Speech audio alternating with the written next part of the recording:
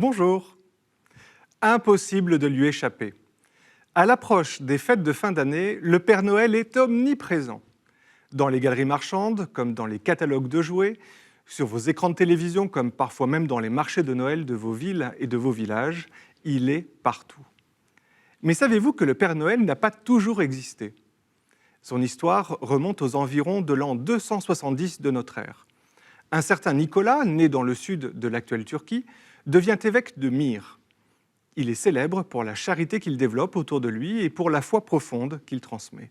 Proclamé saint par l'Église, il est choisi comme protecteur de très nombreuses nations, les Pays-Bas, la Belgique, la Russie, mais aussi des régions comme la Lorraine ou l'Alsace, ce qui le rend encore plus populaire.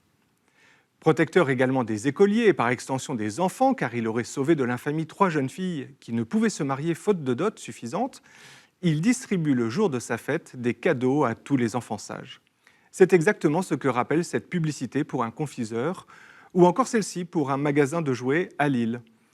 Et c'est au XVIe siècle que notre Saint Nicolas connaît une drôle de mutation. La réforme protestante interdit le culte des saints dans les Provinces-Unies, les Pays-Bas. Et lorsque les colons hollandais débarquent à la Nouvelle-Amsterdam, la New York actuelle, ils apportent avec eux une fête de Nicolas laïcisée. Sainte Nicolaes ou Sinterklaas est devenue par déformation Santa Claus. Et cette publicité américaine de 1868 en témoigne.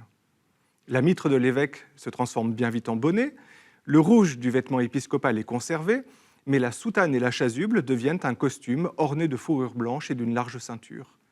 La crosse, qui permet de guider le peuple confié à l'évêque, mute en bâton de marche. Il ne reste alors plus à Coca-Cola qu'à populariser ce personnage, ce qui sera chose faite dès les années 30, avec de grandes campagnes publicitaires. Si Saint-Nicolas reste bien fêté et célébré pour ce qu'il est le 6 décembre dans de nombreuses régions, sa figure a laissé place au personnage inventé du Père Noël dans la plupart des pays occidentaux. C'est justice que de rendre aujourd'hui à Dieu ce qui est à Dieu et à Nicolas ce qui est à Nicolas.